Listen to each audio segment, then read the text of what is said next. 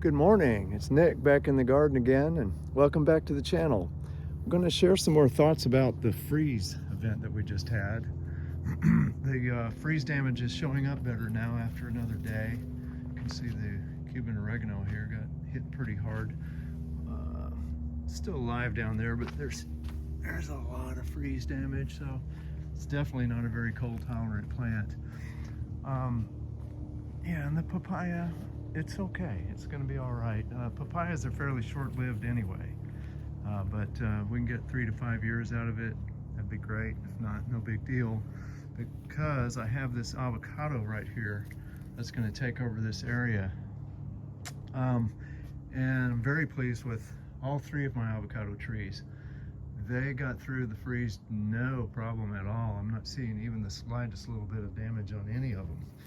And they are cold tolerant avocados, so I guess they were just as advertised on that. That's good to see. Yeah, there's damage to the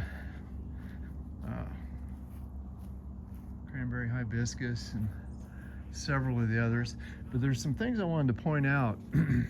One of the reasons why you want a food forest with a canopy layer and then a lower layer of trees and then the big shrubs, and all of that provides actually like a blanket over your garden. And it helps protect things from freezing. And there's an excellent example of that, several I can show that I'm seeing today. Let's start out with just these moringas. These moringa trees, there's one right there. And there's another one right there. Now, granted, they're very close to the south side of the house, but they're also underneath these banana trees, and they came through unscathed. You take a look at this other moringa that's a little bit further out. It's got a little bit of damage, but it's not too bad. But then if you take a look at this other one that's even further out and more exposed, it got hit pretty good. There's another good example of this that I saw right over here. By the way, that crazy peach tree is flowering. Here we are in November and the peach tree is flowering. That's a low chill peach for you in crazy Florida weather. But let's look at these little Mexican sunflowers. That little guy got hit hard, and so did that one. And look, they're out here under open sky. If you get closer to this big live oak tree, you've got one with a lot less damage. And then when you get right up underneath the tree, right underneath it, this one saw no damage at all. None whatsoever. Here's another one that's right underneath the big live oak tree. So there are many reasons to have the trees, the big trees, and all the different layers of a food forest. One of them, especially here in central and north central Florida, is that the forest itself creates a microenvironment, a microclimate, I should say, that's a little bit warmer for some of these plants that are tropical and really shouldn't be freezing.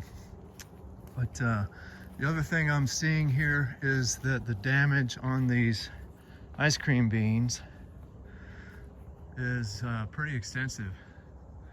And sure enough, as advertised, these trees are supposedly not very cold tolerant. And that's what I'm seeing.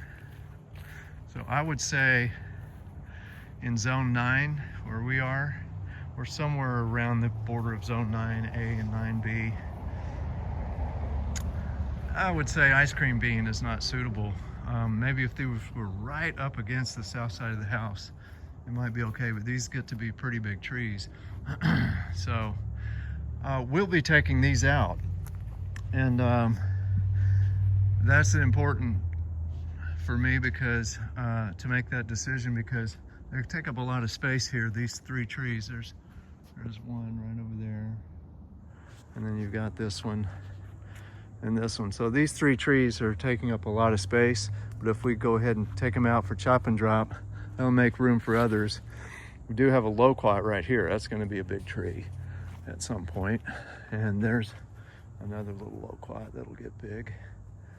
You know, you've got your persimmon here, Saijo Japanese persimmon, and the avocado. So they'll take up a lot of room in this area, but taking these trees out is going to free up some space to plant some other things in here.